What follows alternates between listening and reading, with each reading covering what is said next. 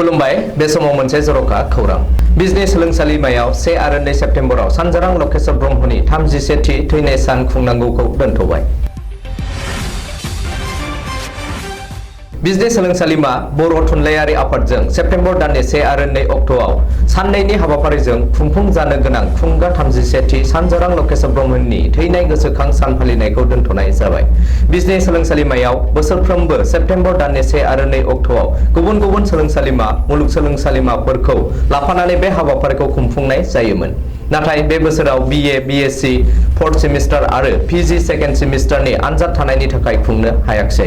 बेराफारसे BA 2nd सेमिस्टारनि आनजादनि routine मोनैलाय आनजादखौ लामा नायनानै उननि समाव खुंनो लानाय हाबाफारिनि अक्ट'खौ दासिमबो थि खालामनो हायाखै। नाथाय सेप्तेम्बर दाननि गेजेरावनो आद्रा थानाय हाबाफारिखौ खुंफुंगोन होनना मिथिहोदों खुंफुं आफादा। गुबुन गुबुन सोलोंसालिमाफोरनि गेजेराव बादायलायनाय हाबाफारिखौ फावसायनो गोनां जादोंबाबो बिजनेस सोलोंसालिमायाव बिथांनि थैनाय सानखौ बिथांनि सावगारियाव बिबार बावनानै फालिनाय जायो।